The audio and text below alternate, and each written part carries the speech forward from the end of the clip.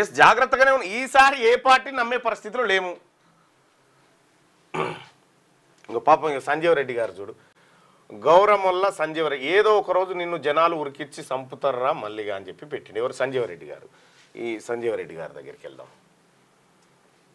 ఆయన బాధ అది. ఎందుకంటే వాళ్ళు చేసినటువంటి కార్యక్రమాలన్నీ మనం ఇట్లా పెడతా ఉన్నాం కదా.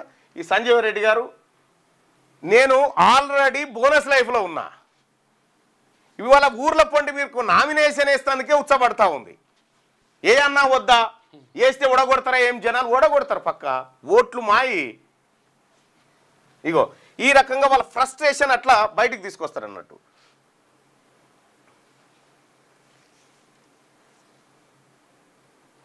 ఇప్పుడు మనం వట్టిగానే వాడిని 10 మాటలు అనొచ్చు, కానీ ఏం లాభం అనకూడదు అట్లా. రైట్ బాయ్స్ అప్, ఇక న్యూస్కి వెళ్దాం. ఇప్పుడు మా బీసీలు అనవసరంగా ఇప్పుడు నిన్నో మాట అంటారు అని అనిపించుకునేందుకు వాళ్ళు ఇష్టం వచ్చినట్టు తిట్టుపాడవుతారు, వట్టిగానే తిడతారు. బీసీ బాధ అనిపిస్తుంది, కోపం అనిపిస్తుంది. ఇప్పుడు సంజీవ్ రెడ్డిని ఓ మాట అంటారు, మంచిదేనా అది? దయచేసి ఎవరు ఏమనుకోరు బాయ్స్ అప్, పోనీ మన విధానం అది కాదులే. అంటే వాళ్ళ బతుకంతా దాని మీదనే డిపెండ్ అయి ఉంటుంది అన్నట్టు. నిన్న ఒకటి వచ్చింది నా దగ్గరికి. మన వాకిటి శ్రీహరి గారు ఉన్నారు కదా, వాకిటి శ్రీహరి గారు మినిస్టర్. అవును, మొన్న 3 మంత్రులు ఇస్తే అందులో బీసీ వాకిటి శ్రీహరికి ఇచ్చిండ్రు. ఓపెన్ చేయి, వాట్సాప్ ఓపెన్ చేయి. వాకిటి శ్రీహరికి అరే ఇంకా ఏ కాలం అనుకొని బెదిరిస్తుర్రా మీరు మమ్మల్ని, నాకు అర్థం కాదు. సీట్లో ఎవరు కూర్చున్నారు అంటే మంత్రి సీట్ అది. ఇక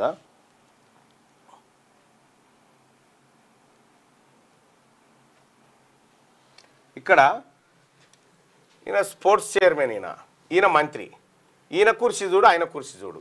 ఈయన రెడ్డి కాబట్టి ఇట్లా కూర్చున్నాడు, ఈయన బీసీ కాబట్టి కింద బారేసిరు ఆయన. ఈ ప్లేస్లో ఒక రెడ్డి మంత్రి ఉండి బీసీ స్పోర్ట్స్ అథారిటీ చైర్మన్ ఎట్లా కూర్చుంటే చెప్పురు. ఈ అహంకారం చూడరు ఎట్లా ఉందో. పెద్ద కుర్చీ ఈయనది అసలు. అది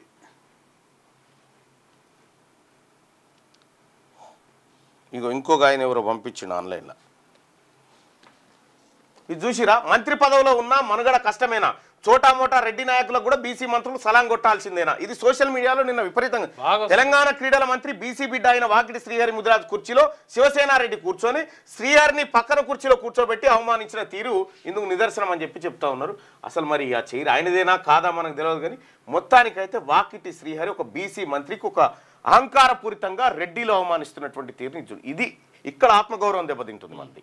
ఈ ఆత్మగౌరవం దెబ్బతినేదే ఇక్కడ. మంత్రి ఆయన ఆఫీస్ అది. ఇక నేను చెప్తే కదా అప్పట్లో రుణమాఫీ మనకు కాదు నాయన, రుణమాఫీ మన కొంపలు కొట్టుకపోతా ఉన్నారా ఈ రుణమాఫీ పేరు మీద అని చెప్పినా కదా. ఇగో ఒక ఊర్లో రుణమాఫీ జరిగింది చూడరు. ఎవరెవరికి వచ్చినా చూడరు. సామిరెడ్డి వెంకటరెడ్డికి 1,03,000 మాఫీ అయింది. మాధవరెడ్డి భార్య భారతమ్మకు 1,03,000 మాఫీ అయింది.